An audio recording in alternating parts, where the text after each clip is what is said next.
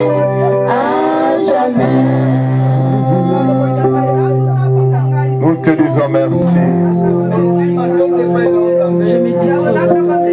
Nous te rendons grâce. Le Dieu d'amour, le Dieu qui nous a aimés, et tu nous as donné ton Fils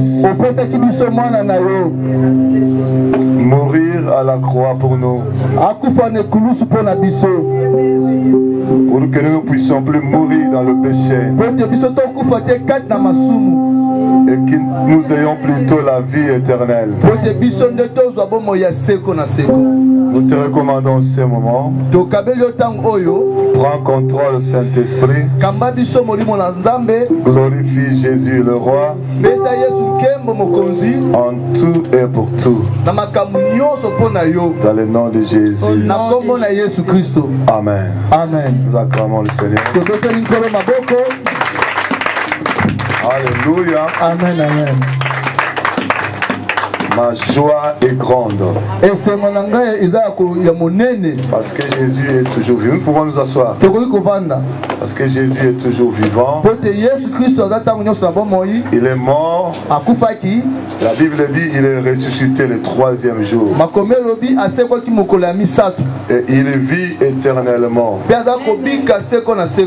Je suis en train de dire Jésus vit éternellement.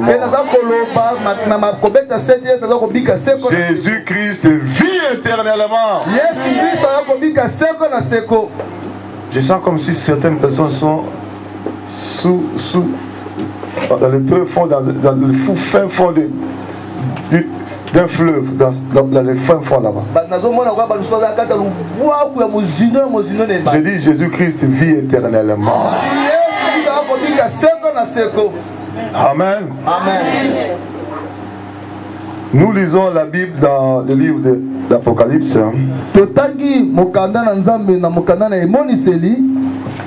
Apocalypse chapitre 3. Versets 14 à 19. Apocalypse chapitre 3, versets 14 à 19. Je suis en train de lire au nom de Jésus. Au verset 14. Écrit à l'ange de l'église de Laodicée. Voici ce que dit l'Amen, le témoin fidèle et véritable. Le commencement de la création de Dieu. J'ai fait la lecture moi-même. Verset 15. Je connais tes œuvres. Je sais que tu n'es ni froid ni bouillant. Puisses-tu être froid ou bouillant? Verset 16. Ainsi, parce que tu es tiède et que tu n'es ni froid ni bouillant, je te vomirai de ma bouche. Verset 17. Parce que tu dis, je suis riche, je me suis enrichi, je n'ai besoin de rien. Et parce que tu ne sais pas que tu es malheureux, misérable, pauvre, aveugle, nu. Verset 18.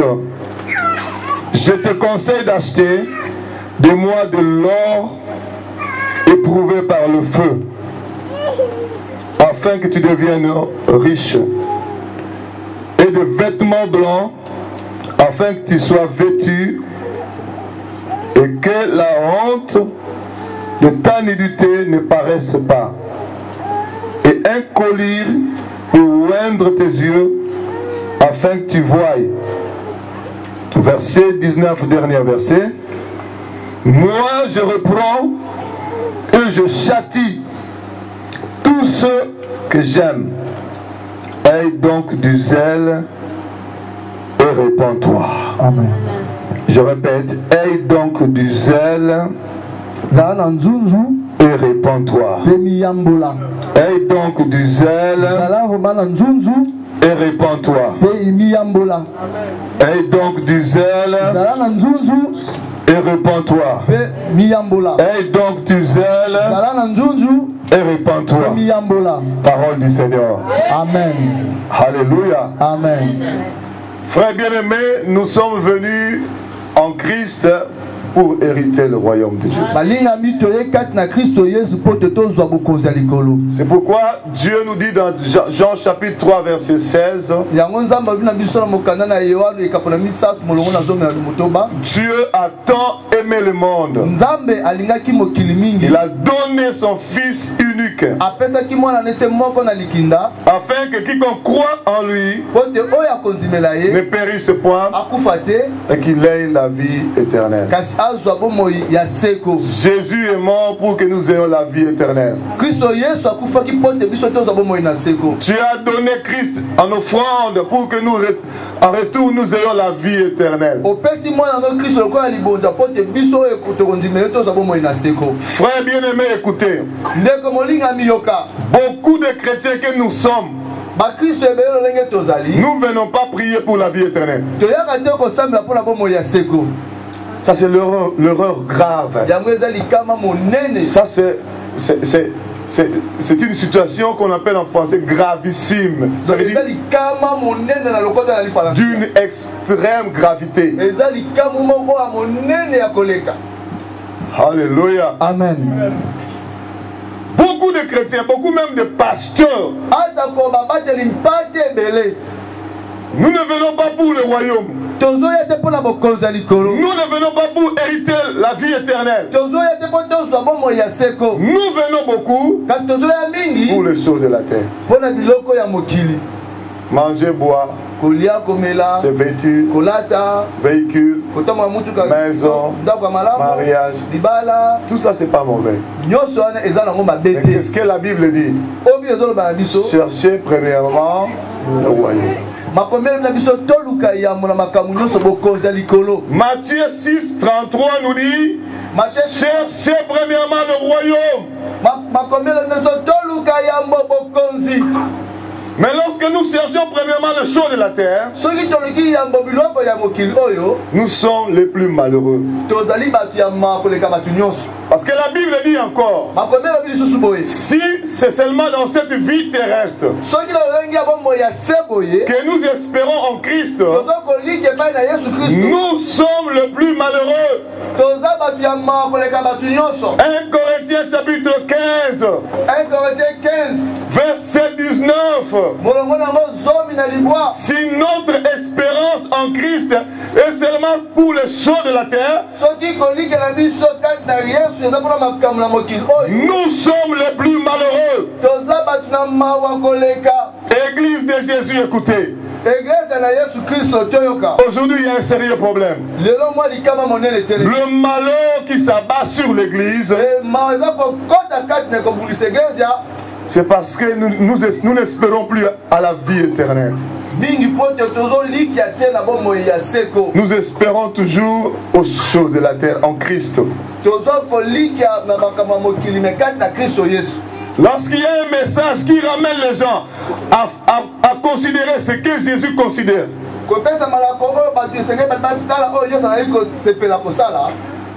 à faire de la priorité de Dieu notre priorité. Jésus était mort pour que nous ayons la vie éternelle. Et cette vie éternelle, nous la vivrons dans le royaume de Dieu. Ça ne sera pas sur la terre. Est-ce que vous entendez ce que nous sommes en train de dire? Alléluia. Amen. Mais puisque beaucoup de gens n'aiment, moi j'ai remarqué que beaucoup de gens qui n'aiment pas la vie éternelle, ils n'aiment pas aussi Jésus. Parce que Jésus lui-même, c'est lui la vie éternelle. Est-ce que vous m'entendez ces choses? C'est Jésus la vie éternelle. C'est en Jésus qu'il y a la vie éternelle. Si je n'aime pas quelque chose qui est en Jésus, comment je peux l'aimer? Alléluia. Amen.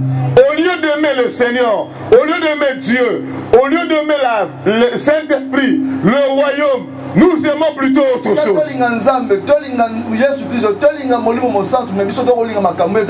La Bible dit quoi?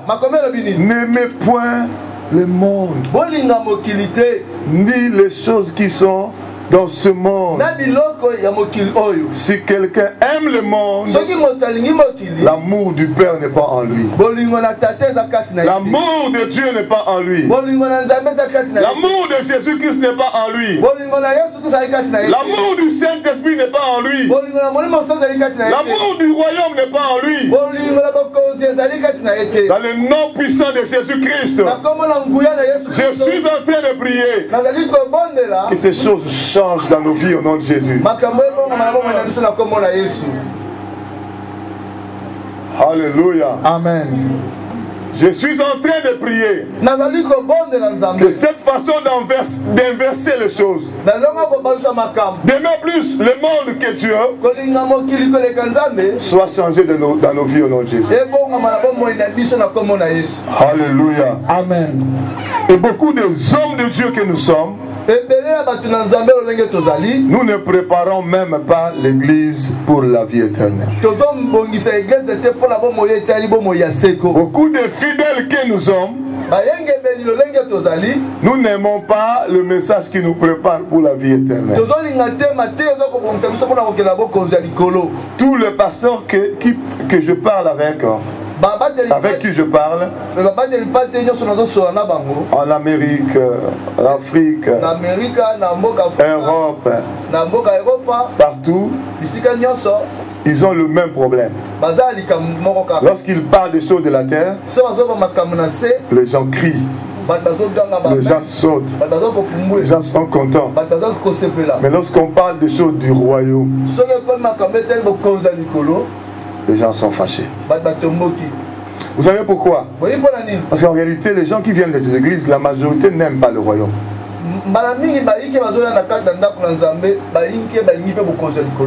Même parmi nous, les pasteurs qui prêchent la parole,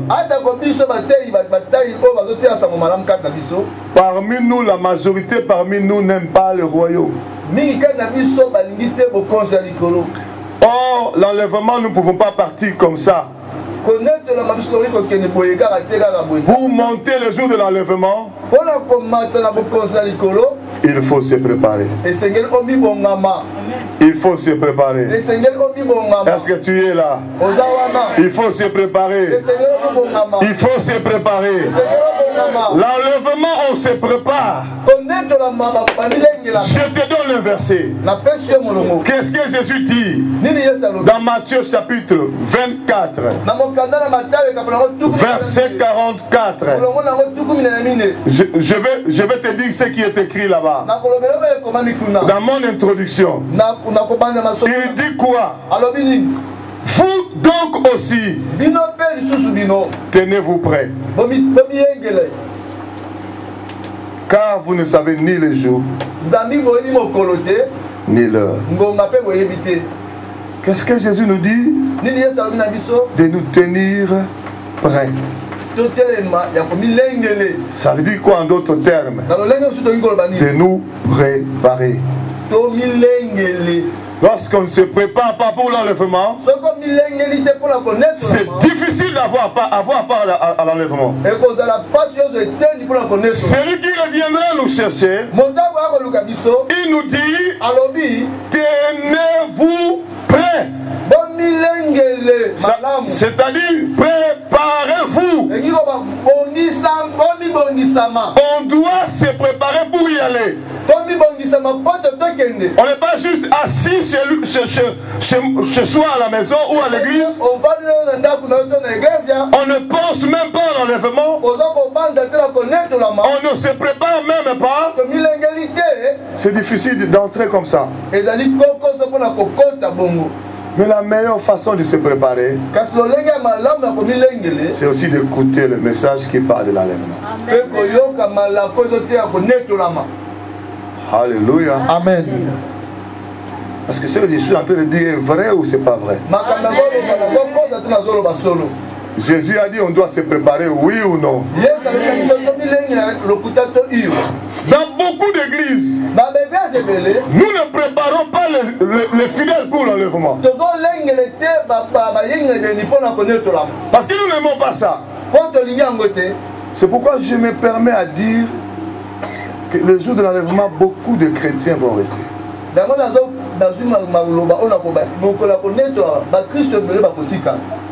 Beaucoup de pasteurs vont rester.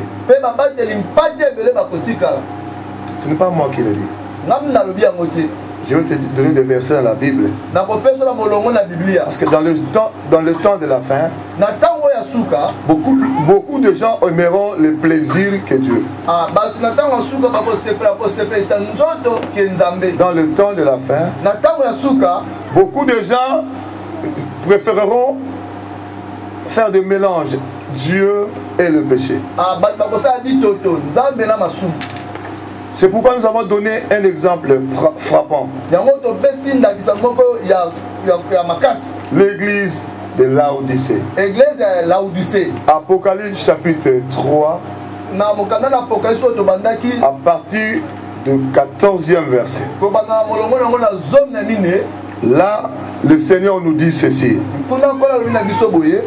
Écrit à l'ange de Laodicée. Le Seigneur donne la vision à l'apôtre Jean. Il dit à l'apôtre Jean sur les choses qui concernent l'église avant l'enlèvement. Le 7 églises d'Asie de l'Apocalypse, ça nous montre l'état des églises avant l'enlèvement. Et la 7e église, ce que nous avons lu, l'église de Laodicée. Celle de la fin. Jésus donne le message à Jean. Il dit à Jean d'écrire cela à l'ange de l'église de Laodicée. Voici ce que dit l'Amen, le témoin fidèle et véritable, le commencement de la création de Dieu. En bref, voici ce que dit Jésus-Christ de Nazareth. Est-ce que l'Église a besoin d'écouter le message de Jésus-Christ? Écoutez l'église de Laodicée. Voici ce que dit Jésus-Christ de Nazareth. Qu'est-ce qu'il dit? Je connais tes œuvres. Écoutez la phrase que Jésus commence. Je connais tes œuvres. Je veux dire à quelqu'un qui m'écoute maintenant. Jésus-Christ connaît l'œuvre de chacun de nous. Rien n'est caché à ses yeux. Il connaît, parce qu'à l'église tout le monde est saint, à l'église tout le monde est alléluia, amen. Mais le cœur, Jésus voit partout. Il sait là où nous avons passé la nuit aujourd'hui.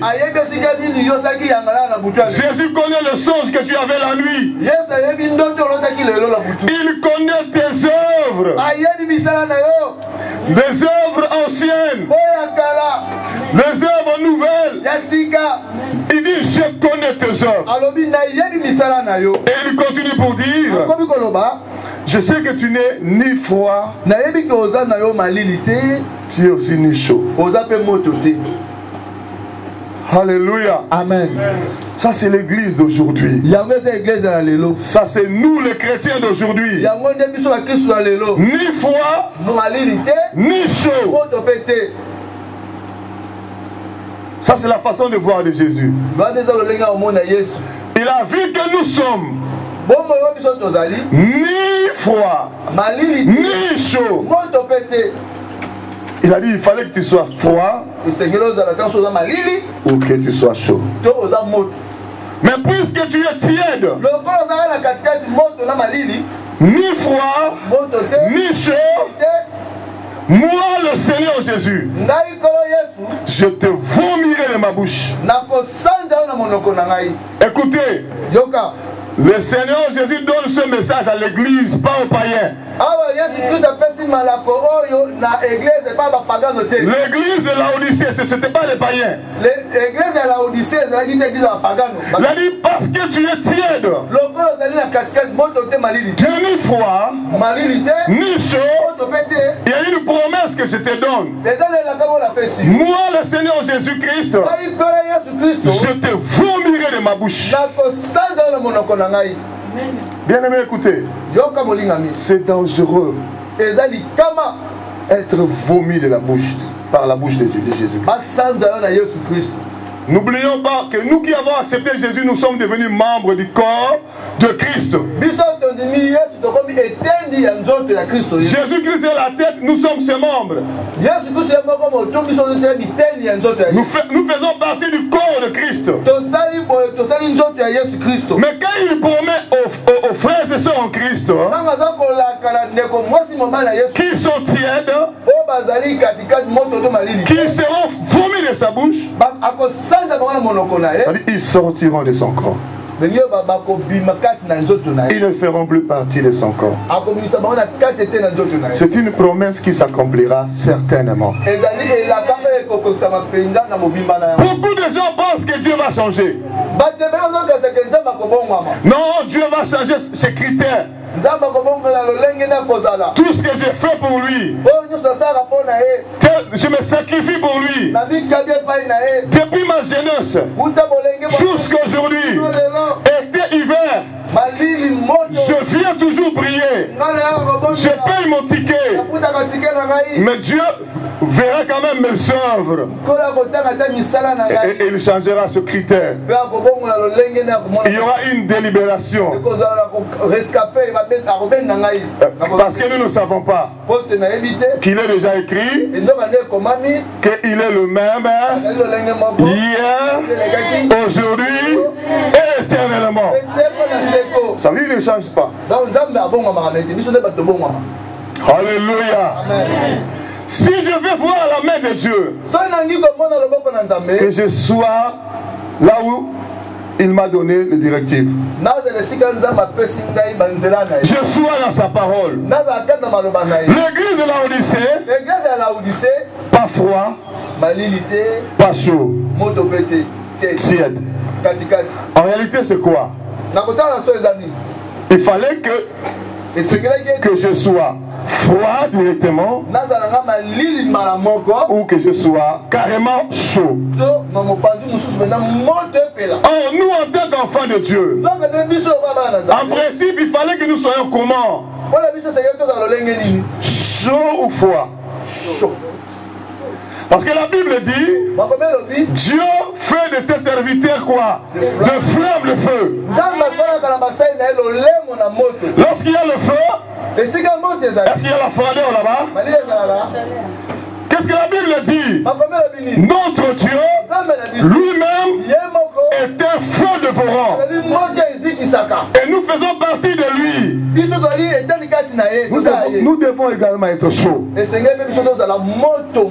Parce que notre Dieu est chaud. Il est le feu dévorant. Je suis en train de prier mon Dieu que par rapport à la prédication d'aujourd'hui, que moi et toi, nous soyons chauds, nous soyons chauds, nous soyons chauds, nous soyons chauds. Même si j'étais froid, il y a possibilité de devenir chaud. Même si j'étais tiède, il y a la possibilité de devenir chaud. C'est pourquoi Dieu a donné cette parole. Il a promis, je te vomirai. Mais il ne t'a pas encore vomi. Alléluia. Amen. La grâce de Dieu est encore disponible. Il ne nous a pas encore vomi. Il promet aux gens qui s'entêteront, je te vomirai. C'est-à-dire, tu ne seras plus partie de mon corps. Les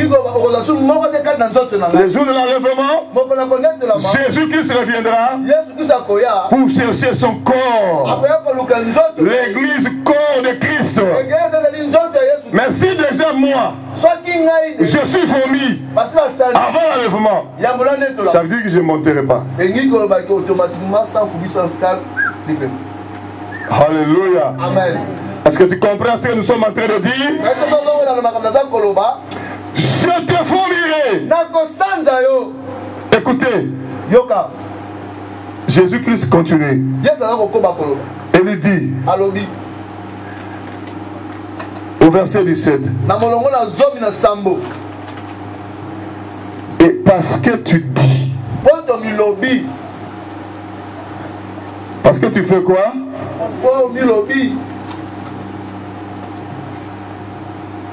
L'église de Laodicée, c'est l'église de mélange. Un peu de froid, un peu de chaud, un peu de mensonge, un peu de vérité mélangée, un peu d'iniquité, un peu de sanctification mélange, un peu de Satan, un peu de Dieu mélange. Laodicée, c'est une église qui se plaît du mélange. L'église de ce temps de la fin aime du mélange, de la salade.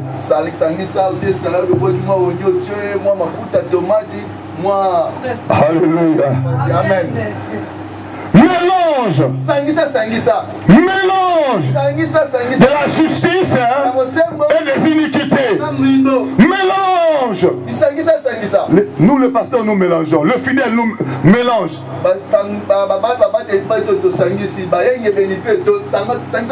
Et cet esprit de mélange, ça ne commence pas aujourd'hui. Hein.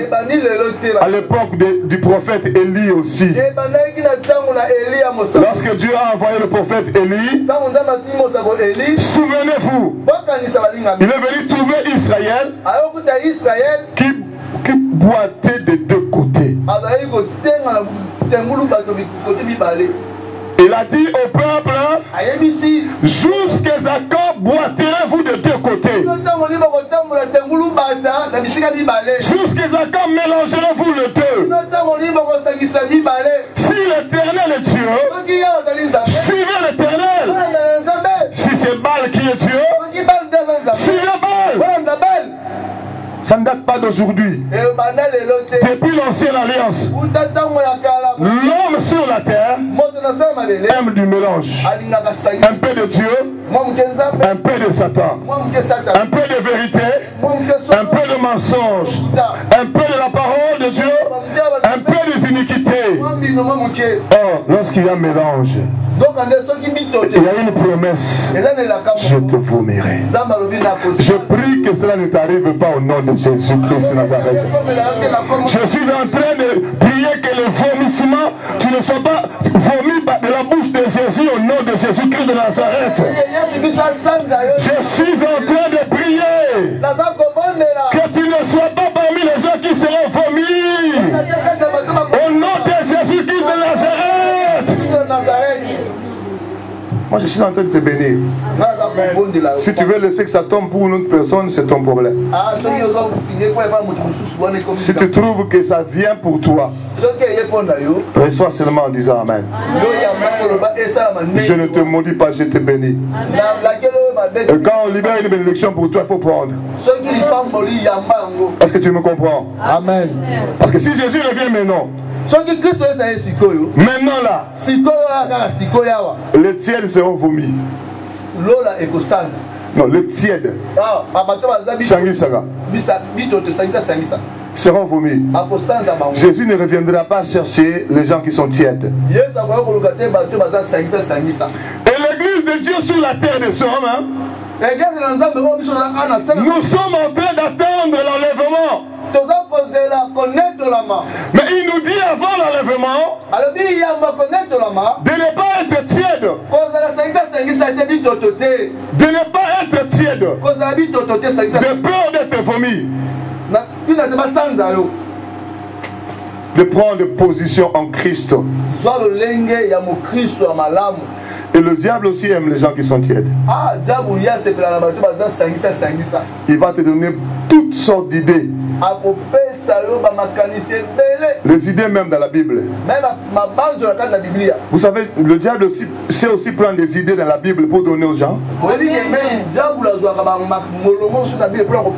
Je vais vous donner un exemple. Il a dit à Jésus-Christ, lors de la tentation, quand Jésus est allé faire 40 jours de jeûne dans le désert,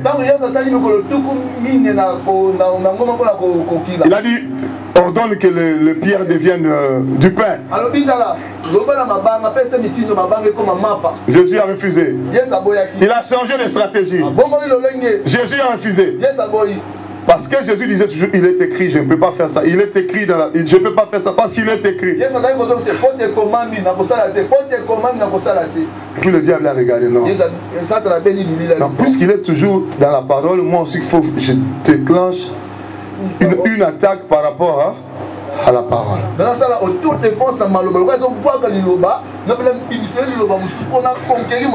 diable fait sortir un verset biblique. Et il dit, il est écrit, il ordonnera à ses anges de te prendre, afin que ton pied ne puisse pas heurter contre une pierre. Le verset que le diable a fait sortir, c'était un verset biblique, oui ou non? Oui. Frère bien-aimé, le diable peut t'inspirer toutes sortes de versets bibliques pour que tu sois trompé et que tu restes le jour de l'enlèvement.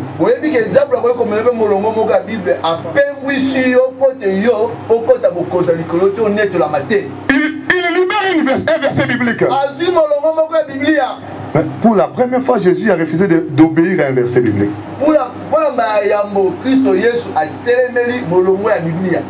Jésus a refusé d'obéir à un verset biblique. Jésus a refusé d'obéir à une parole que Dieu a écrite dans la Bible. Pourquoi? Parce que c'est sorti de la bouche de Satan. Lorsque le diable fait sortir même un verset biblique, n'obéis pas à cela.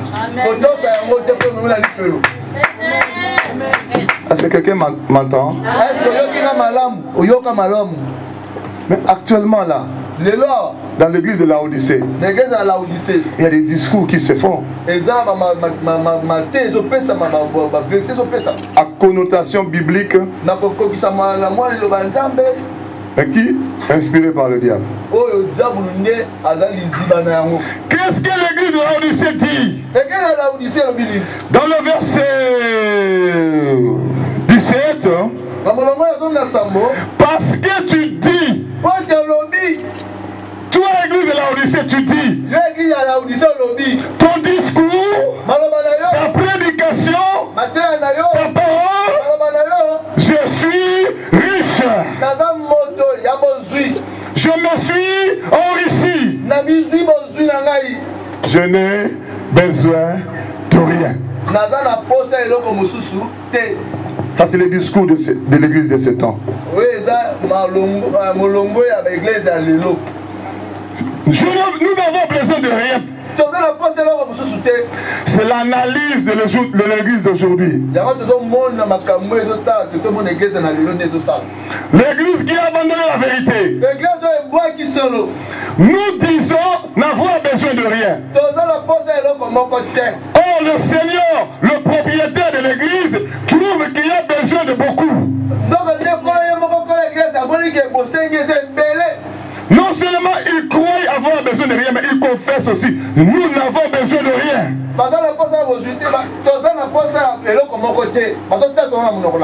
Ça c'est l'église de notre temps maintenant. C'est le discours de ce temps-ci. Mais qu'est-ce que le Seigneur dit? Ça, c'est votre analyse. C'est votre façon de voir les choses. C'est votre lecture. C'est votre lecture. C'est votre discernement. Une lecture erronée. Une lecture diabolique. Oh, selon la lecture du Seigneur. Il dit à l'église d'aujourd'hui, parce que tu ne sais pas. Alléluia. L'église d'aujourd'hui, du temps de la fin, a un sérieux problème d'aveuglement.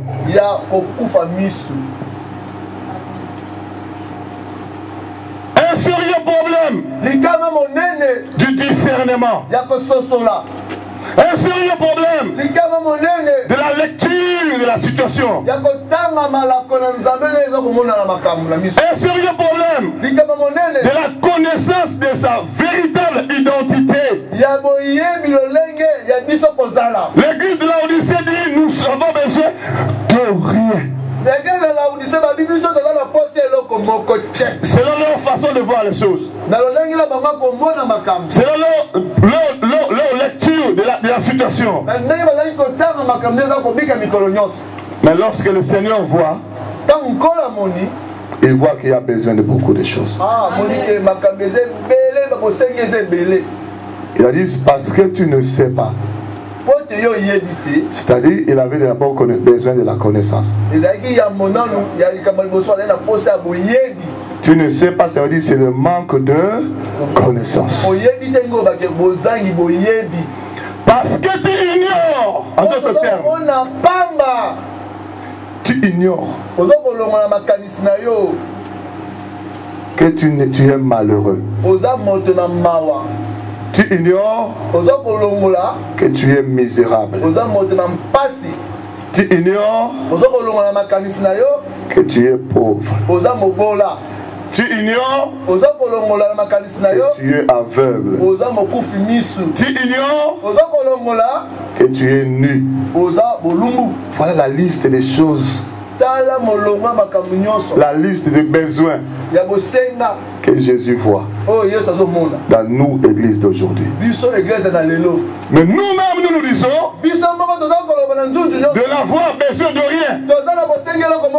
Déjà enrichi. C'est faux. C'est faux. Parce que la Bible dit quoi? C'est la bénédiction de l'Éternel qui enrichit. Et Dieu ne l'a fait suivre d'aucun chagrin. Quelle est cette bénédiction que nous avons aujourd'hui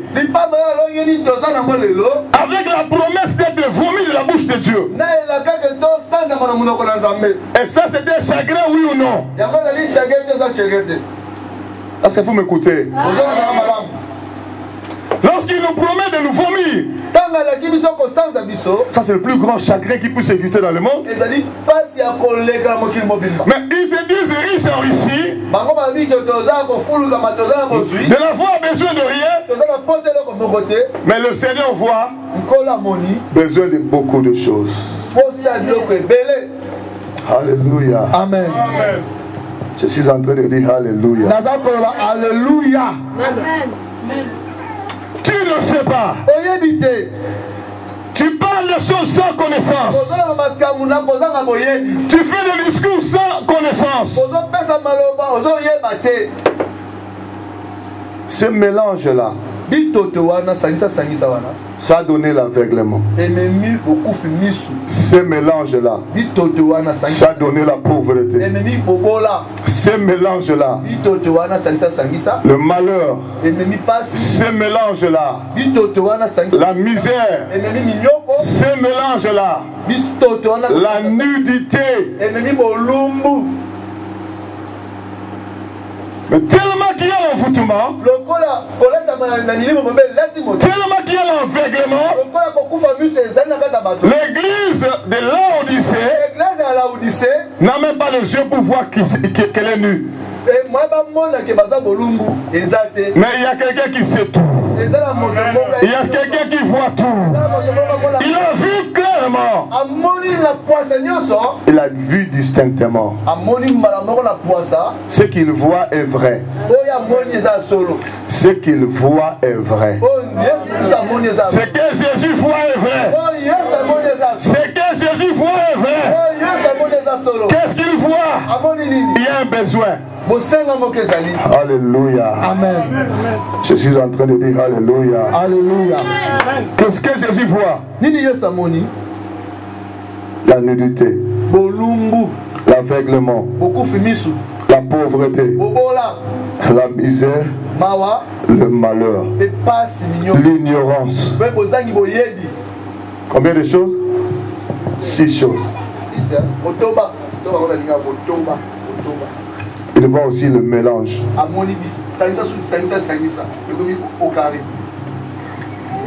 Alléluia. Amen. Il voit des discours contraires à la réalité. Le besoin réel de l'église de maintenant, ce n'est pas le discours donné par l'église de maintenant. Ça ne correspond pas aux besoins de l'église. Je ne sais pas si quelqu'un comprend ce que je suis en train de dire. Le besoin réel de l'église de Laodicée, le discours qui était donné dedans, ne venait pas pour résoudre les besoins. Quand on te dit tu n'as besoin de rien et que en réalité tu as besoin de beaucoup, qu'est-ce que tu vas faire alors? Tu vas dormir avec l'idée d'en avoir besoin de... Est-ce que vous êtes là?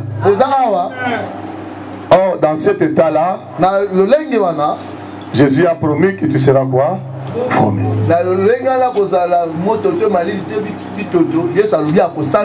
Vous savez, c'est lui qui vous parle là. Ce n'est pas bien de parler de soi-même. Je te dis, ce que je suis en train d'enseigner, c'est Jésus-Christ qui m'a dit de vous dire. Je parlais avec des pasteurs, des évangélistes, des prophètes, des docteurs, individuellement aussi. Je vous dis, aucun pasteur m'a dit, pasteur, ce que tu dis, c'est pas de Dieu. Hormis quelques pasteurs qui sont allés faire des émissions, j'ai suivi les émissions, aucune réponse par rapport à ce que j'ai dit.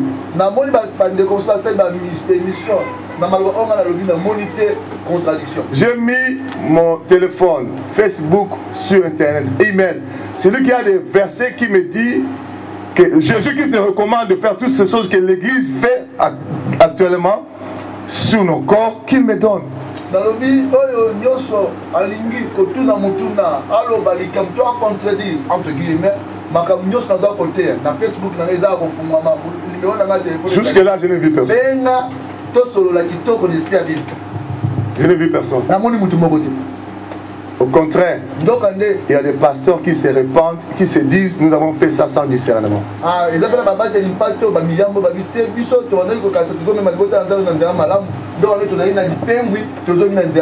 Il y a des gens qui se fâchent avec émotion, mais sans réfléchir sur la parole de Dieu.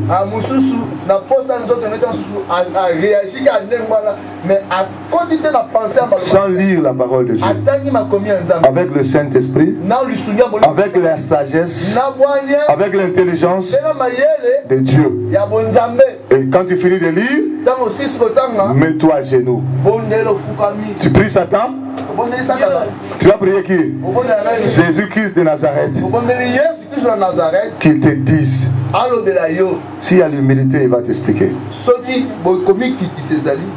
Mais si tu es encore dans les émotions, comme je vois beaucoup de pasteurs dans ma ville, en Rotterdam, Agitation. Mais explique-nous là où qu'est-ce que Jésus nous a recommandé de faire de ce corps, ce que nous sommes en train de faire dans les églises. Non, il n'y en a pas. Qu'on nous explique où est-ce que Jésus nous a recommandé de torturer nos corps comme nous avons souvent fait. Il n'y en a pas. Comme les stars de top modèle ou bien les stars de Hollywood, il n'y en a pas.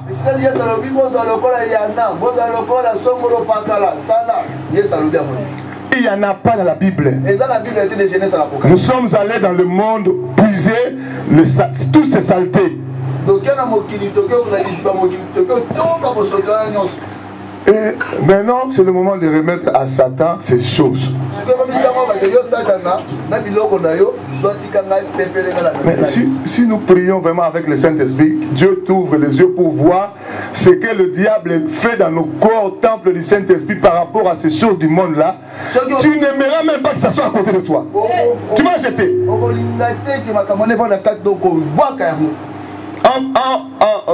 En Kinshasa, il y avait une femme pasteur.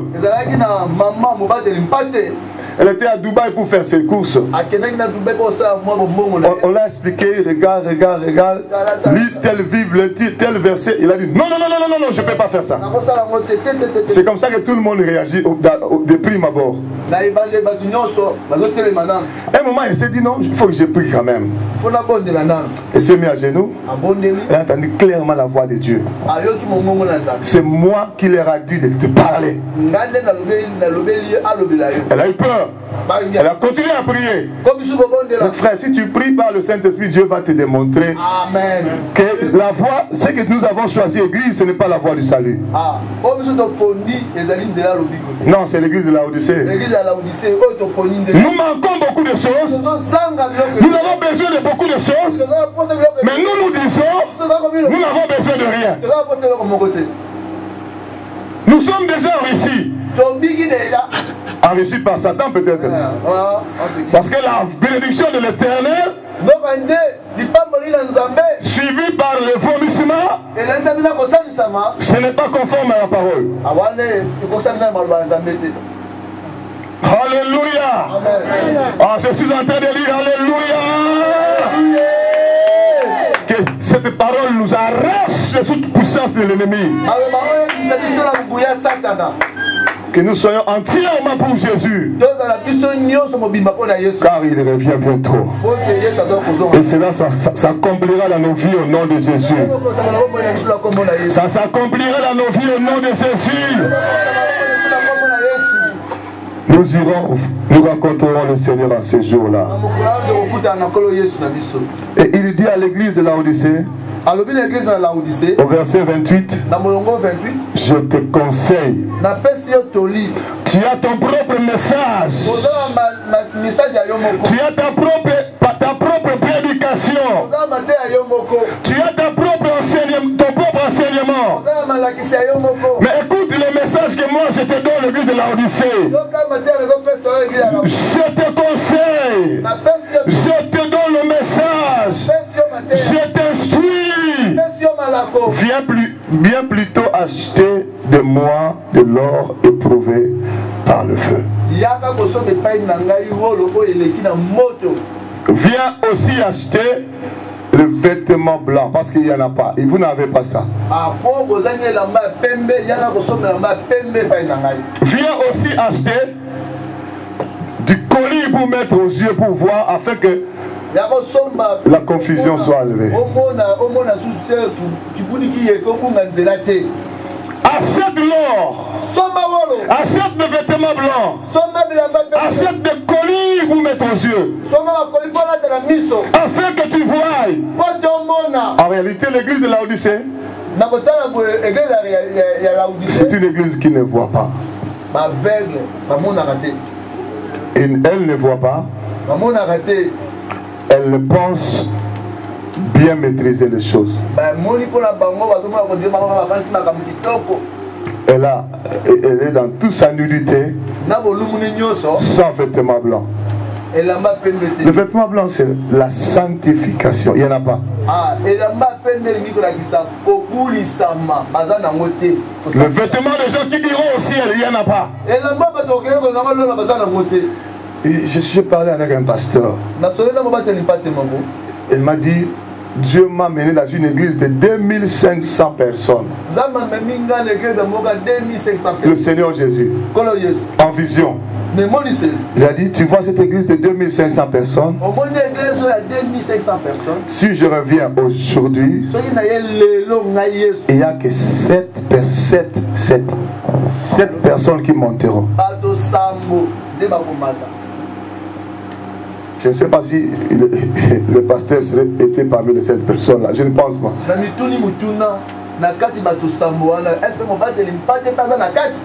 Si c'est un pasteur de Laodicée, il va donner un message contraire aux besoins de l'église. La majorité d'entre nous, pasteurs, c'est ce que nous faisons. Nous donnons des messages qui ne rencontrent pas le besoin réel de l'église. Là où disait quel était son message, nous sommes riches. Nous sommes enrichis. Nous n'avons plus besoin de quoi que ce soit. Mais quel était le message de Jésus? Vous avez plutôt besoin de beaucoup de choses. La sanctification, vous n'avez pas. Vous ne pouvez pas bien voir. Aveuglement, il faut coller mettre aux yeux.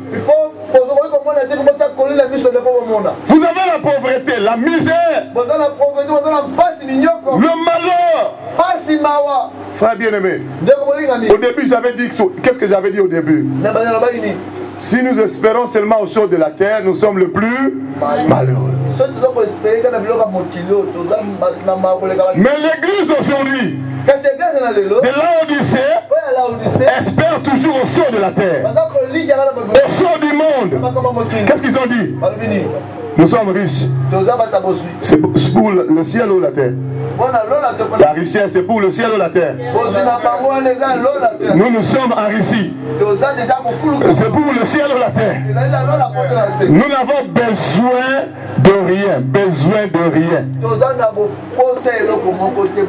Voilà pourquoi vous partez à gauche, à droite, on prêche seulement la prospérité. La prospérité. La prospérité. La prospérité. La tête de nos laquais. Matin, midi, soir. 1er janvier, 31 décembre. Prospérité. Prospérité. Prospérité. Richesse.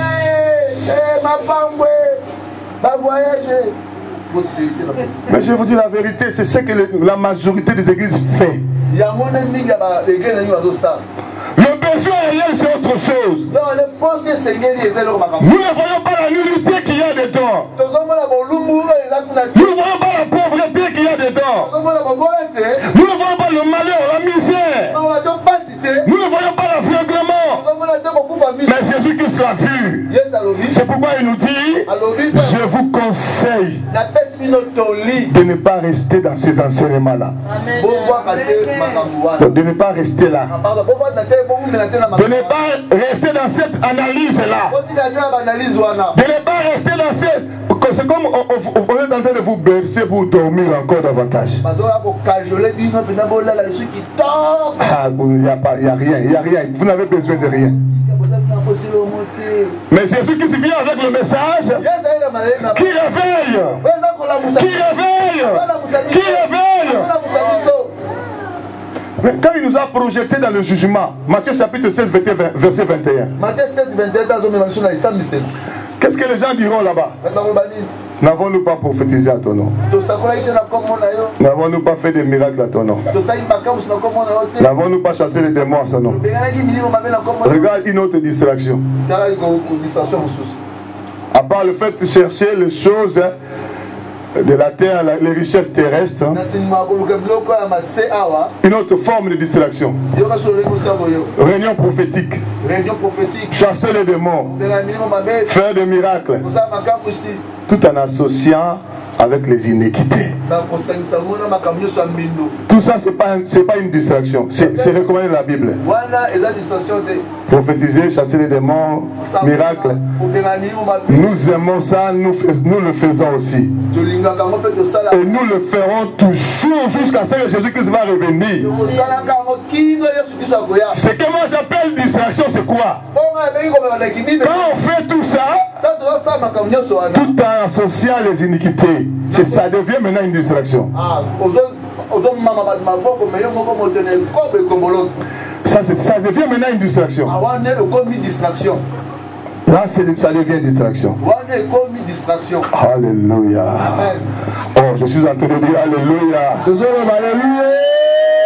Est-ce que vous êtes là? Église de Laodicée. Du temps de la fin. Ce que vous devez faire, c'est de venir acheter. Gratuitement en plus, hein? L'or gratuitement. Le véritable divinité. La véritable onction. La véritable. Gratuitement. Le vêtement blanc. La sanctification. Gratuitement. Colis pour mettre aux yeux. Pour que l'aveuglement te quitte. Pour que tu vois clairement. Pour que tu vois tel que Jésus voit. Parce que l'église de Laodicée ne voit pas comme Jésus voit. Il appelle ce que Jésus appelle le péché et ils appellent sa richesse. Alléluia. Amen. Oh, alléluia. Amen. Je suis en train de dire alléluia. L'église de Laodicée ne voit pas comme Jésus voit. Je n'aimerais pas être un pasteur de l'église de Laodicée. Je n'aimerais pas aussi avoir un pasteur de l'église de Laodicée. Je veux moi-même voir comme Jésus voit.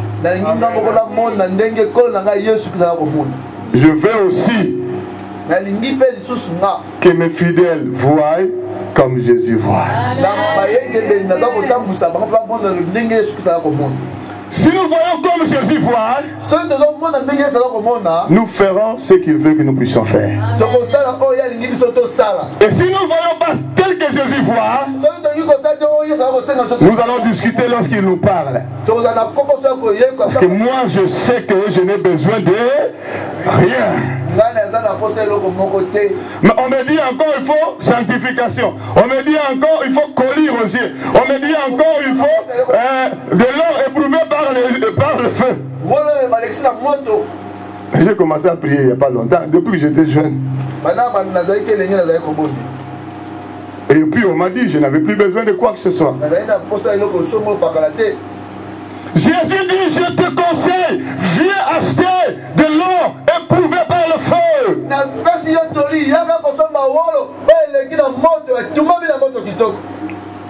Et il dit je reprends et je châtie tout ce que j'aime.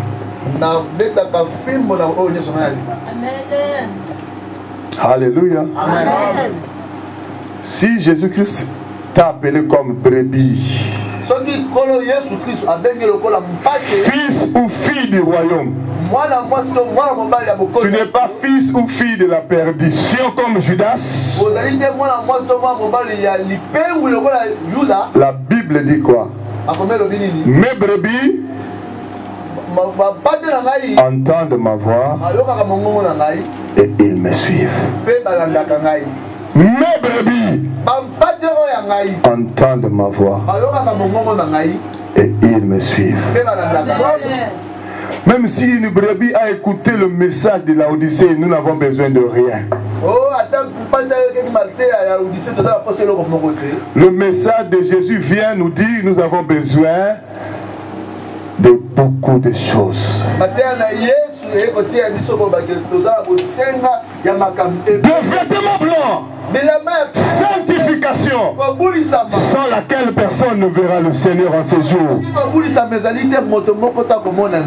Il dit, je châtie celui que j'aime. Je vais m'arrêter par là. La dernière phrase qu'il a dit, aie donc du zèle, la dernière phrase du verset 19. Par-dessus tout,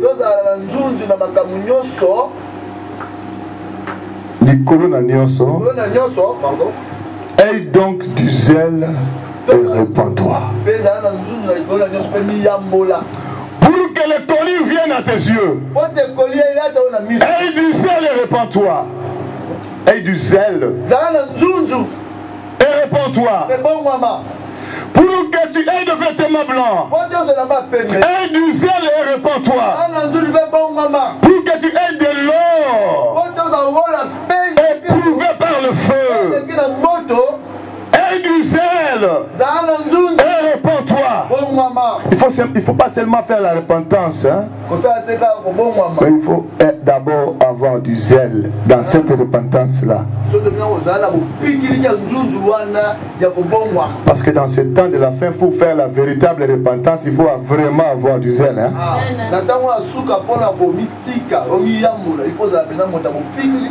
Parce qu'à gauche, à droite, tu trouveras beaucoup de gens qui n'aiment pas le royaume. Dans ta maison, tu trouveras beaucoup de gens qui n'aiment pas le royaume. Venir à l'église, c'est pas aimer le royaume. Ceux qui me disent Seigneur, Seigneur, on n'enterrera pas tous. Où est-ce que nous disons Seigneur, Seigneur? Dans le bar? N'est-ce pas dans les églises? Tous ceux qui me disent Seigneur, Seigneur, n'entreront pas tous. Je n'invente rien de ce que je dis. Jésus lui-même a dit ça avant. En d'autres termes, ça veut dire quoi? Tous ceux qui prient n'entreront pas tous dans le royaume. Priez, priez. Excusez-moi. Tous ceux qui adorent, tous ceux qui prient, tous ceux qui dansent à l'église, n'entreront pas tous dans le royaume. Mais celui-là seul qui fait la volonté de mon Père, qui est dans le cieux, que la volonté du Père, que nous restons avec les enseignements de Laodicée. Nous n'avons besoin de rien. Nous devons accepter ce que le Seigneur dit à l'église. Il nous regarde, il trouve que nous n'avons pas de vêtements blancs. Venez acheter. Nous n'avons pas nous ne voyons pas bien. Nous avons l'aveuglement. Colis rosier. L'or éprouvé par le feu. Pour que nous ayons la véritable bénédiction, la véritable richesse. Alléluia. Amen. La repentance que le Seigneur veut que nous puissions faire, nous l'avons dit, c'est celle-là qui va nous amener à avoir des vêtements blancs. Sanctification. Une repentance zélée. En Hollande, j'ai trouvé d'autres frères et sœurs en Christ. Je prêche le message, il y a des frères et sœurs qui se répandent, qui enlèvent toutes ces choses de Satan. Mais il y a d'autres sœurs en Christ. Lorsqu'on sort de l'église, ils commencent à donner un autre message. C'est le message de Laodicée. N'enlevez pas. Actuellement, nous n'avons besoin de rien. En Hollande, une soeur m'a appelé au téléphone, m'a dit: Pasteur, je ne comprends pas. Est-ce que la sœur Y, mais où est son problème? Si moi je me repens, c'est ma vie. Elle voulait se fâcher. Non, non, non, non. Pourquoi tu te fâches? Mais qu'elle arrête de m'appeler, de me saouler au téléphone. C'est son problème. Moi je dis, qu'est-ce que tu as dit? Non, la sœur qui habite à côté de l'église, quand on sortait de l'église, il m'a appelé, au téléphone, il m'appelle. Il ne faut pas suivre ça, nous n'avons pas besoin de toutes ces choses. Vraiment. Si quelqu'un veut croire que la parole que nous disons est de Dieu, qu'il croie. Si quelqu'un ne veut pas croire que ça vient de Dieu, qu'il ne croie pas. Élie a dit, si c'est Dieu qui est Dieu, allez vers Dieu. Si c'est Baal qui est Dieu, allez vers Baal. Dieu a toujours laissé à l'homme de choisir ce qu'il veut. Il a dit, j'ai mis devant toi la vie et la mort. La bénédiction et... Mais qu'est-ce que Dieu dit? Choisis.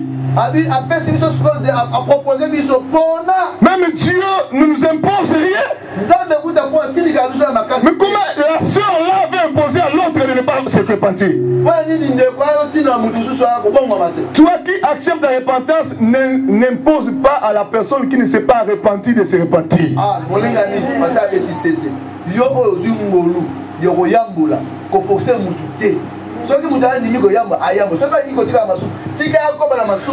toi qui ne veux pas aller à la repentance dans cette profondeur, ne t'occupe pas de la vie de la cellule qui se répand profondément. Non, je ne dis pas occuper ma communauté. Occuper la repentance n'a été. Venons, prions seulement qui? Jésus. À la fin, qui va juger? Mais quand nous commençons à dire, prenons le téléphone, parler, c'est facile. Mais pourquoi? Ce n'est pas notre église, c'est l'église de qui? L'église des armes, l'église de Jésus Christ. L'église, c'est l'église de qui? L'église de Jésus Christ. Mais quand Dieu a mis la vie et la mort, il a dit à quelqu'un de choisir quoi? La vie. Quand vous avez après si vous libre de faire le choix, la vie, la mort, parce qu'il sait que la vie c'est bon, oui ou non? Mais il a imposé à la personne la vie. Et après son interrogation, on a réponse. Et moi, je choisis une côté de la bien. Donc, il y a du choix multiple. Mais article, on va choisir. Après son bonne réponse, mais il y a on dit mango. Les choses pour lesquelles nous dansons aujourd'hui, après l'enlèvement, nous allons jeter.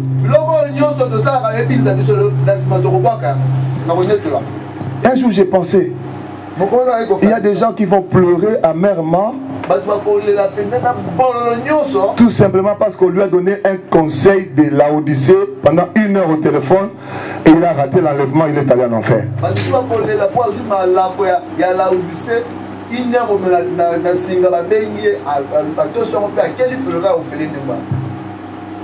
La personne qui t'a parlé au téléphone, peut-être qu'un jour, elle comprend qu'elle s'était trompée, elle se repent quand tu restes.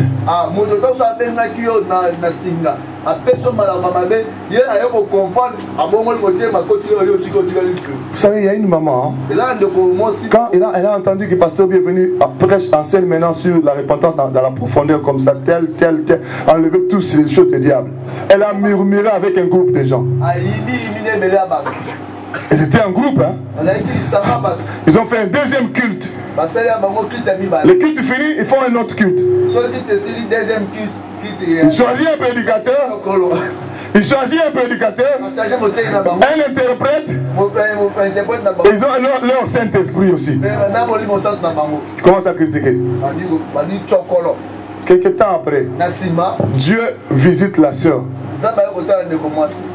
Elle dit à la sœur, répands-toi.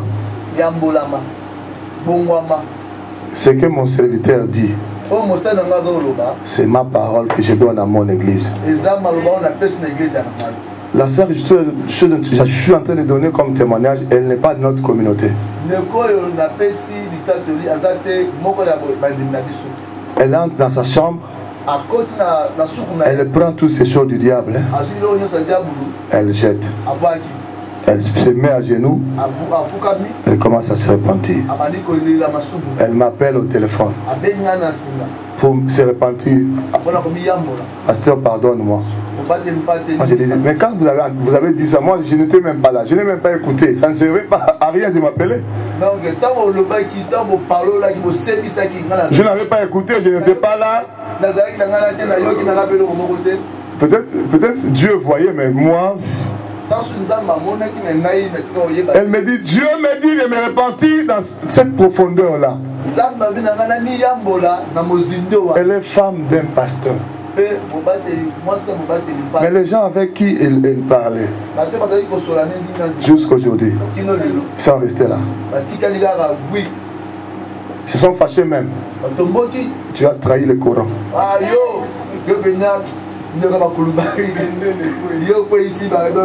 Parce qu'on était un groupe. On s'était dit jamais. Mais tu nous as trahis.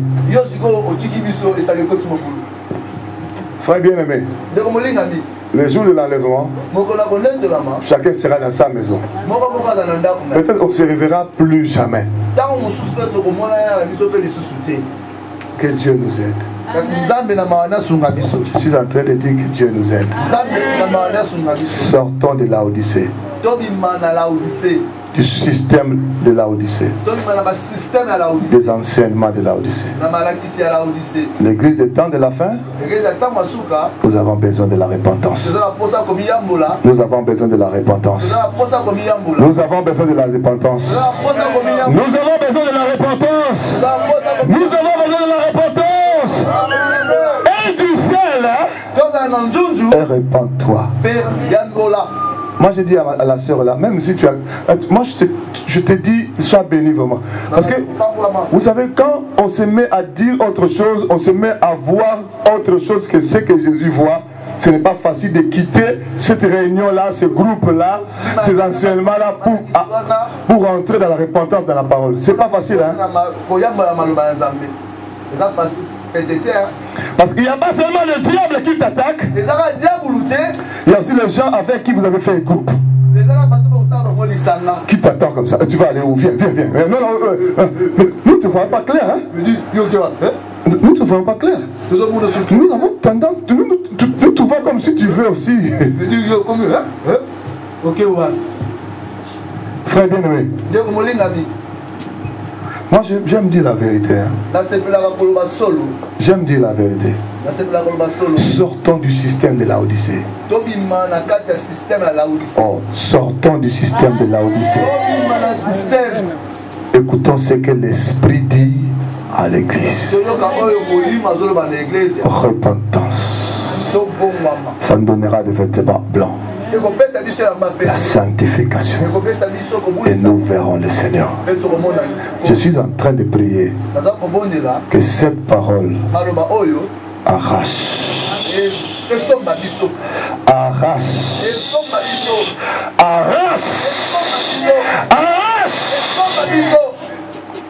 La vie de chacun de nous, du mensonge de Laodicée.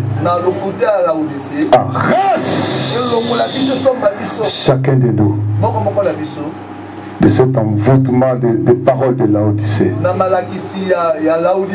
que nous voyons comme Jésus. Nous faisons ce que Jésus dit. Achetons par la repentance profonde. Par la repentance totale, par la repentance dedans et dehors, que nous puissions enlever toutes ces choses de Satan, parce que Jésus revient bientôt. Il peut revenir pendant que nous sommes en train de parler. Ma tétitesse ne changera rien du tout. Mes décisions poussées par les enseignements de Laodicée ne changeront Rien du tout. C'est lui qui nous parle au téléphone. Est-ce que nous savons si c'était un pasteur de Laodicée? Ce prophète-là qui nous parle sur Facebook, est-ce que nous savons si c'était un prophète de Laodicée? Cet apôtre-là qui nous crie sur Twitter, est-ce que nous savons si c'est un apôtre de Laodicée? Sans vêtements blancs. Sans vêtements blancs. Aveuglement. Pauvreté. Nudité. Frère bien-aimé, tenons-nous prêts. Préparons-nous. Rejoignons la parole de Jésus-Christ. La repentance pour la sanctification. La repentance pour que l'aveuglement nous quitte. La repentance pour que la pauvreté nous quitte. La repentance pour que le malheur nous quitte. La repentance pour que la misère nous quitte. Fermons nos yeux. Il est là, le Seigneur. Il t'a parlé parce qu'il est là. Il t'a parlé parce qu'il est là. Que cette parole soit vraiment un feu. Et que nos cœurs soient comme la paille. Que cette parole soit comme un feu. Et que nos cœurs soient comme la paille.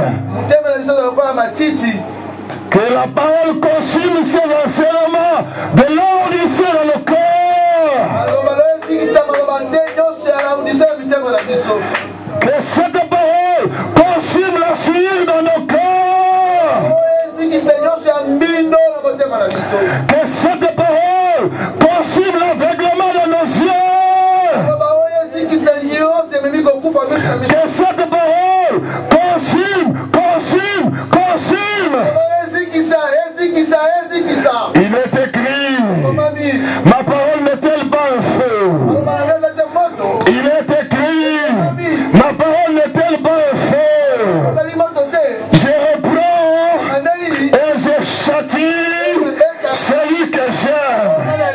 Si le Seigneur t'aime, il te visite aujourd'hui.